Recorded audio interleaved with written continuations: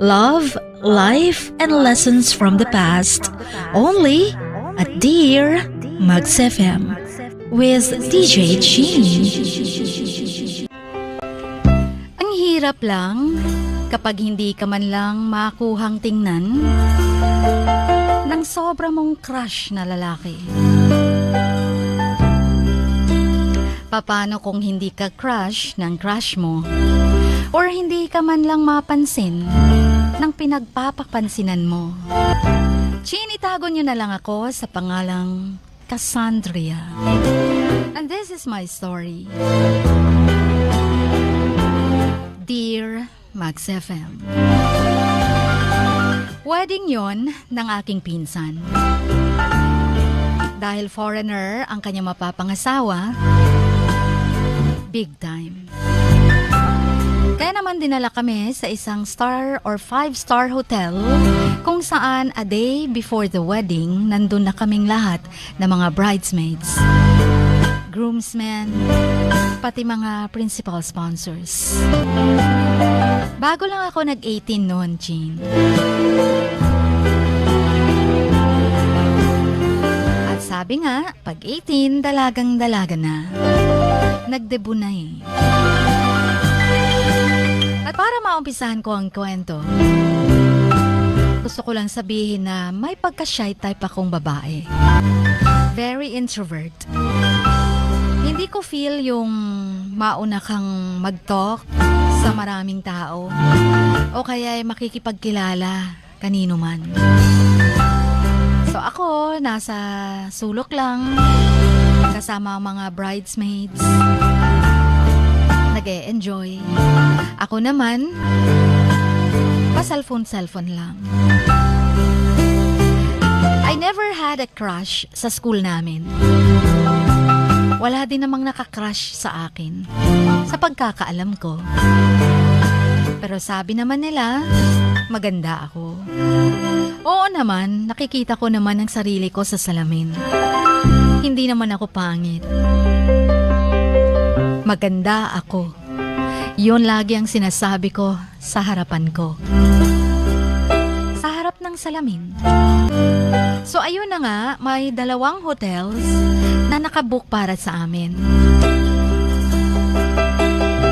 Tapos yung isa, hindi naman kalayuan, pero the same hotel lang. Para sa mga lalaki yon. Sa amin naman, para sa mga babae. At ang bride. At dahil hindi pwedeng magkita yung groom at bride, pero hindi rin napigilan, nagkaroon ng activities on the ground. So, in-announce na magkikita lahat ang mga bridesmaids at groomsmen. Basta ang bride at saka groom, wag lang magkita. So, nung nagpunta na kami doon, kasabay ng mga bridesmaids ko, katulad ko, I saw this guy. I was like, para bang natameme ako. Na-starstruck ako sa kagwapuhan niya. Never pa akong nagka-crush ng ganun. Never ko pang naramdaman ang klaseng pagkagusto sa isang lalaki. Sa kanya lang. Simula nung nakita ko siya, hindi na nawala ang paningin ko sa kanya. Habang bisibisihan ng lahat, ako naman, palihim na nakatingin palagi. Hanggang so nagkaroon ng mga on-ground activities, katuwaan lang, nakilala ko siya. Nalaman ko ang pangalan niya, itago na lang natin sa pangalang Mr. W. Ang gwapo-gwapo niya sa suot niyang black. And that's enough to take away my heart. Pero hindi ko naman masyadong pinansin yon. Di bale kung anong suot niya, basta gwapong-gwapo ako sa kanya. Nung dumating sa point na nagkayayaan mag-videoke. So andun pa rin kami lahat.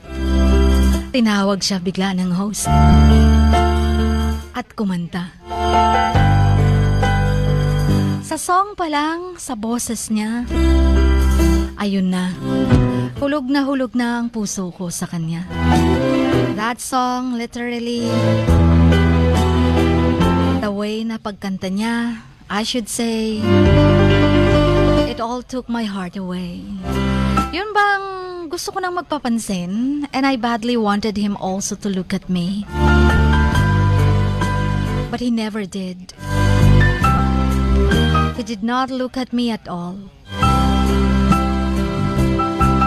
So gumawa ko ng paraan na mapansin niya ako, matingnan man lang niya ako. Pero wala pa rin.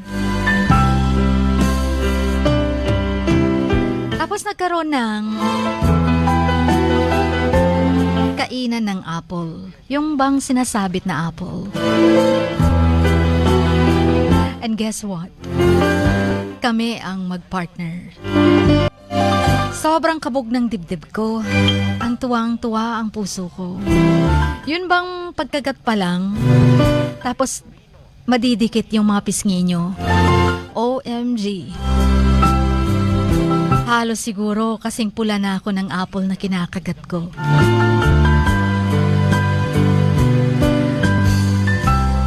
Tumatawa siya, pero hindi niya ako tinitingnan. Nahiya ako, hindi na ako kumagat sa apple kasi naman marami ng lipstick yung apple na yun. Pero sabi ko okay lang na hindi kami nanalo. Okay na sa akin yun na partner kami kahit hindi niya ako makuhang titigan. Tapos sabi ko, nice try. Ngumiti siya pero hindi pa rin nakatingin sa mga mata ko. Tapos ang ingay-ingay na ng paligid. Ang lakas na ng music. Ako pa simple naman, sabi ko, ano nga ang title ng song na yan? Pero dahil hindi niya marinig kung ano ang tinatanong ko sa kanya, he bent down, tapos nilapit niya yung tenga niya sa akin. Ano yun? Sabi ko. Sabi ko, OMG again. I was half dead by then. We were too close. Too close na para bang mahahalikan ko na siya. Just imagine ang introvert na katulad ko. Ang shy type na katulad ko na walang naging crush sa school. Ay sobrang nagpapa-charming ngayon sa isang crush na crush kong lalaki na hindi naman ako binibigyan ng atensyon. Sabi ko pa, magtatanong kaya ako ulit. Pero bigla na siyang umalis. So I thought we would have chances to talk more and now he would pay attention to me. Pero parang hanggang panaginip na lang yata. And after that, he again ignored me. The whole time. It was so irritating na naiinis na ako bakit hindi niya ako makuhang tingnan. I was staring at him like a weirdo. Pero hindi pa rin niya ako tinitingnan at all. Natapos na lang ang event and nothing happened. And then kinabukasan, umaga, nag-breakfast ang lahat. Magkasabay. Pero hindi pa rin kasama ang groom and bride. Nakita ko siya, ayun. Siya talaga ang unang hinahanap ng puso at ng mga mata ko. There he was, kumakain. May kape sa tabi. My crush. And I got so excited. Nakita ko kasama niya ang mama niya. Ako naman naghanap ng malapit sa inuupuan niya. Para na akong luka-luka. May sarili akong mundo. Iniwan ng lahat ng mga co-bridesmaids ko. Ako naman lumapit ng malapitan doon sa tabi ng kinakainan niya. Yun ba ang para bang kuha ako ng kuha ng pagkain para makita niya ako, dadaan sa harapan niya. Guess what? I was so desperate that I started roaming here and there Para bang isa akong psycho na umaasa na makita man lang niya ako. See how much crazy I was that everyone else is sitting and enjoying, and I was there going round and round all alone. Pero lahat ng efforts ko, wala eh. Wala eh. And nothing happened again. Okay, please don't judge me. Everyone knows how crazy a teenage crush is, diba? Natapos na lang ang pagkain namin. Wala pa rin nangyari. Yung bang parang gusto ko na siyang kurutin. Gusto ko na siyang puntahan at kunyari babanggain. Para lang makita niya ako at makausap niya ako. I was like, hello? Visible ba ako? Bakit hindi niya ako nakikita? Tapos ito ako, parang loka-loka. Tiningnan ko siya ng maigi. Yung malalim na titig. Hanggang sa makuha niya ang pansin ko. Or ang pansin niya. Tinitigan ko siya ng malalim na para bang kakainin ko siya. Siguro pansin niya na may tumititig sa kanya pero hindi niya pa rin ako tinitingnan. Invisible na ba talaga ako? Tinanong ko mga kaibigan ko, nakikita niyo ba ako? Sabi nila, tawa sila ng tawa. Ano bang nangyayari kasi sa'yo? And then dumating ang kasal. Wedding ceremony na. Pero lahat ng expectations ko, kahit gaano ko kaganda sa suot ko, gaano kaganda yung makeup ko, hindi niya pa rin ako nakuhang tingnan. Kung sa bagay, mas maraming magaganda doon. Pero kakaiba naman ako. Dahil hindi naman ako mataba, hindi naman ako pangit, sexy naman ako kahit papano. Oh God, enough is enough, man. Wala pa rin nangyari. Siya na busy doon sa mga groomsmen na kasama niya. Kumakain na lang at lahat, tinitigan ko siya sa table niya. Hindi niya pa rin ako tinitignan. He was roaming here and there. Tapos here I was sitting there looking at him. And because I had nothing else to do. And as I said, introvert ako, shy type ako. Kaya hindi ko kinakausap masyado yung mga katabi ko sa table. They were busy clicking pictures. Ako naman alone and had nothing else to do kundi ang tignan siya. Hanggang natapos na lang ang kasal. Medyo magagabi na. Nakakita ko siya, Chin, nakaupo. Sabi ko nga, medyo malamig. Bakit nag-iisa siya doon at nakaupo?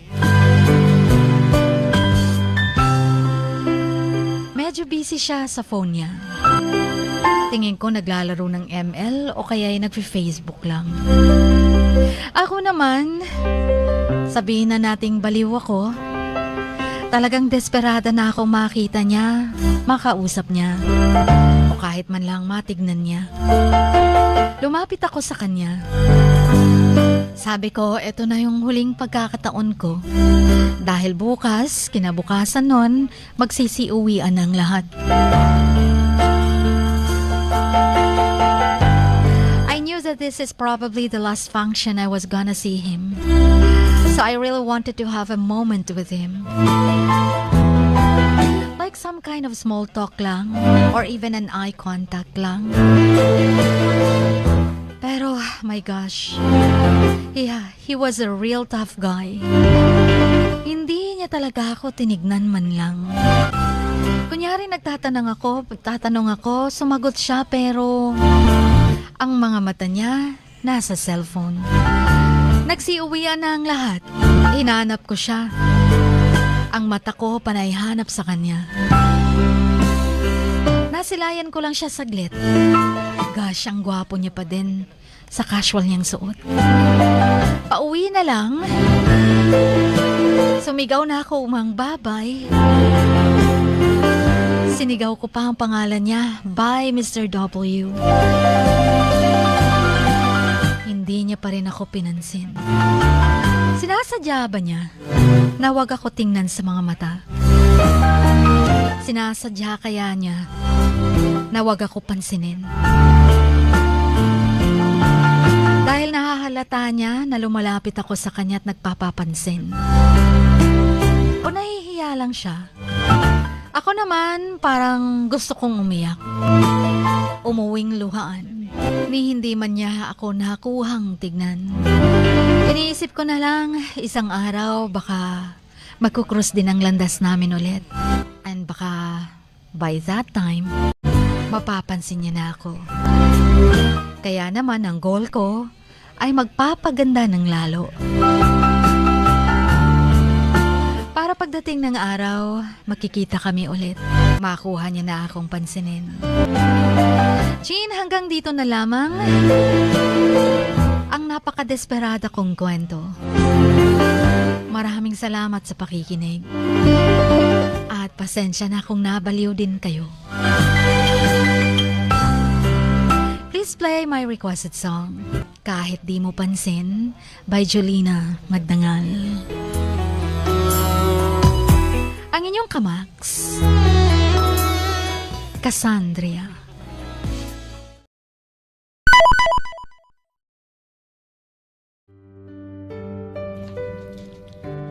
Sa bawat pagluha mo, may nakatagong kwento.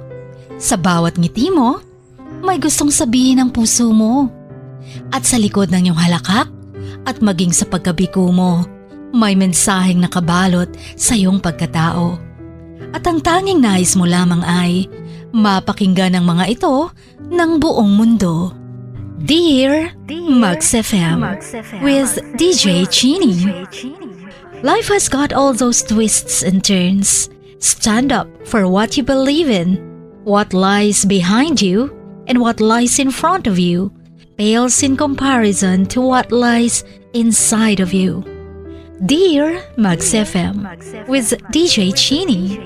Sabi nga nila, ang pagsusulat kapag masyado mong diniinan hanggang sa susunod na pahina ay nagmamarka. Katulad ng pagmamahal, kapag masyado mong ibinigay ang lahat, yung sakit na gawa ng nakaraan, dala pa rin hanggang kasalukuyan. Dear Max FM, you own your story and you are the author of your own book of life. Don't let others write your script, but let others hear your story and make them inspired. Kaya sumulat na, maging bahagi ng aming programa, Dear Max FM with DJ Chini, tuwing Lunes hanggang Biyernes, 1:00 hanggang 3:00 ng hapon sa Max News FM, Sock Sargent. Love, life, and lessons from the past, only at Dear Max FM with DJ Chini.